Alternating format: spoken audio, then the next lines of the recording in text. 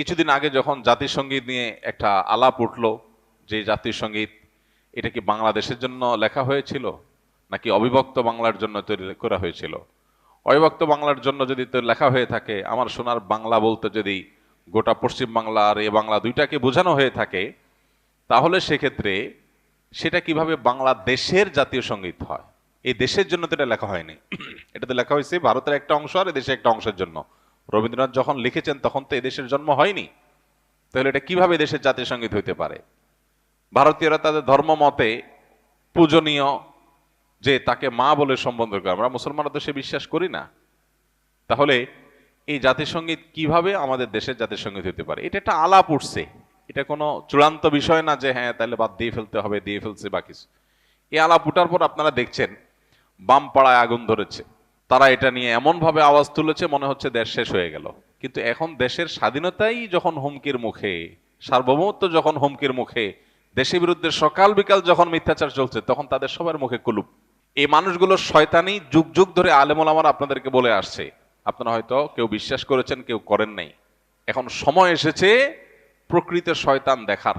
শয়তান দেখার খায়েশ যদি থাকে কারোর, তো এদের চেহারার দিকে সকাল বিকাল তাকালেই শয়তান দেখার খায়েশ পুরা হয়ে যাবে, যে মানুষরূপী শয়তান কিভাবে হয়, মানুষ কতটা ভণ্ড হয়, কতটা ইতর শ্রেণীর হয়, কতটা মানুষ বিচারী হয়, মুনাফিক হয়।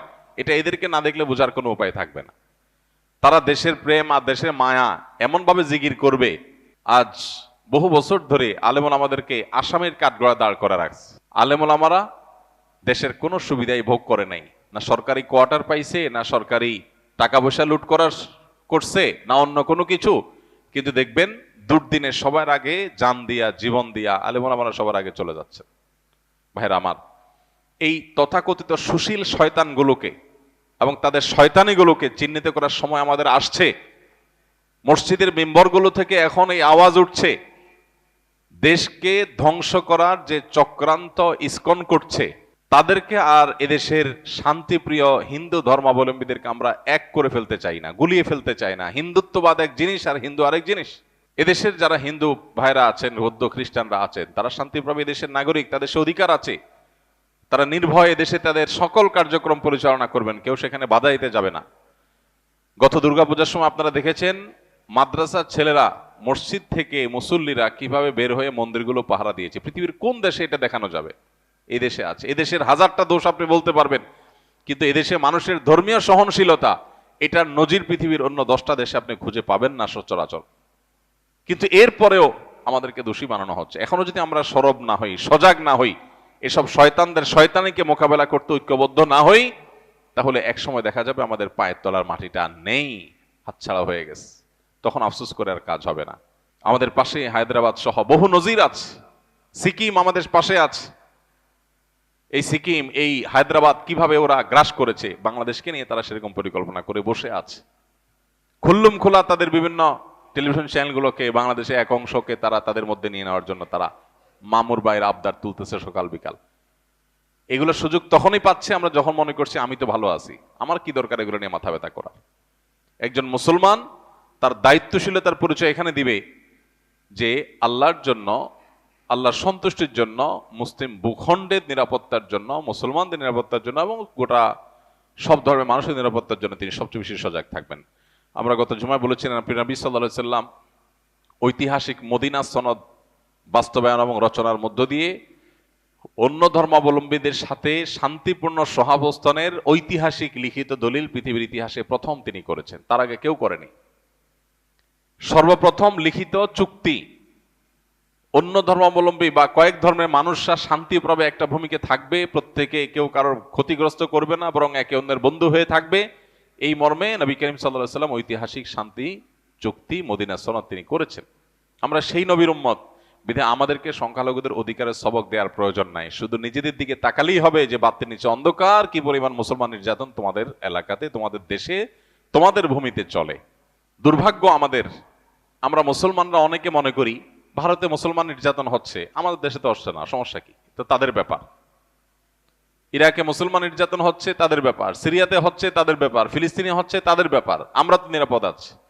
এটা কোনো মুসলমানের চিন্তা না। গোটা পৃথিবীর যে কোনো প্রান্তে মুসলমান আক্রান্ত হলে গোটা বিশ্বের মানুষ এটাকে ফিল করবে, অনুভব করবে, কথা বলবে।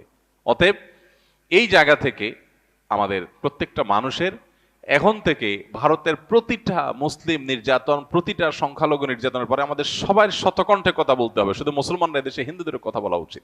আমরা যখন ওদের চালনির ছিদ্রগুলা দেখাই দিতে পারবো, তখন তারা সুইয়ের ছিদ্র খোঁজার সুযোগ আর পাবে না। আমরা চুপচাপ থাকার কারণে তারা আজকে আমাদের মাথার উপরে চড়াও হয়ে বসে আছে। তো এই সময়টাতে বিশেষ করে যারা বিভিন্ন সময় অন্ধত্বে ছিলাম, যারা অতি প্রেমে ডুবেছিলাম, যারা শত্রু আর বন্ধু চিনতে ভুল করেছিলাম, তাদের এখন চেনার সময় হয়েছে যে কিভাবে একটা রাষ্ট্র এইভাবে ন্যাক্কারজনকভাবে পার্শ্ববর্তী একটা রাষ্ট্রের প্রতি এইভাবে ঝাঁপিয়ে পড়তে পারে, এত নোংরা ভাবে, কোনো কারণ ছাড়া, বিনা উস্কানিতে এইভাবে তারা কিভাবে একটা দেশকে ক্ষতিগ্রস্ত করতে পারে, তার সবচেয়ে নোংরা নজির এখন স্থাপন হতে যাচ্ছে।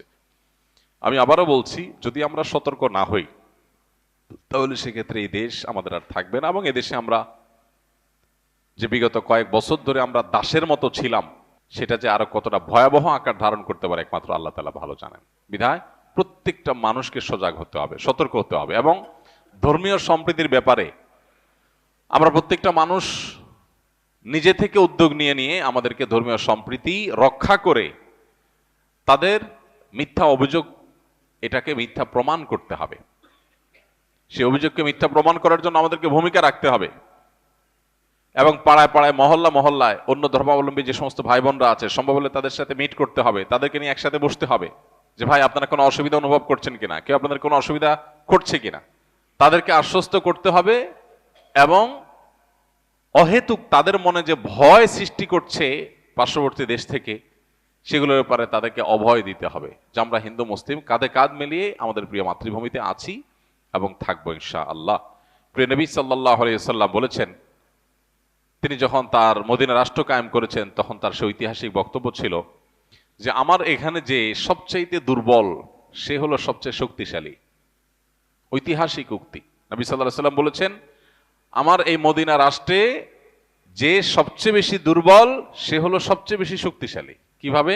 যে ব্যক্তিকে সবাই কোণঠাসা করে রাখে, দুর্বল করে রাখে, ভীত সন্ত্রস্ত করে রাখে, দমিয়ে রাখতে চায়, চাপিয়ে রাখতে চায়, তার অধিকার কেড়ে নিতে চায়, তাকে দুর্বল করে রাখতে চায়, যে দীনহীন, মিসকিন, অসহায়, এই মানুষটা, নবী সাল্লাল্লাহু আলাইহি ওয়াসাল্লাম তাকে বলছেন যে মদিনার রাষ্ট্র তোমার সাথে আছে এবং তোমাকে রাষ্ট্র তোমাকে সঙ্গ দিয়ে শক্তিশালী করছে, যে তোমার হাতের সাথে রাষ্ট্রের হাত আছে, তোমাকে কেউ দুর্বল যেন করে ফেলতে না পারে।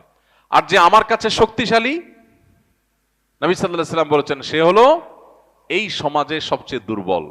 অর্থাৎ তাকে দুর্বলের মতো ট্রিট করা হবে, তার শক্তির কারণে তাকে কোনো কম্প্রোমাইজ করা, সিম্প্যাথি দেখানো, কোনো ছাড় বা সুযোগ দেওয়া হবে না। সবচেয়ে দুর্বলের মতো আচরণ তার সাথে কথা হবে, যে সবচেয়ে বেশি শক্তিশালী। অতএব আমরা আমাদের পার্শ্ববর্তী যে সমস্ত অন্য ধর্মাবলম্বী ভাইয়েরা বোনেরা আছেন, তাদের সাথে মিট করব, সম্ভব হলে বসবো এবং তাদেরকে বোঝাবো যে ভাই, কোনো অসুবিধা আছে আপনাদের, কোনো কষ্টে আছেন আপনারা, আপনাদের ধর্মীয় কাজে কেউ বাধা দেয়?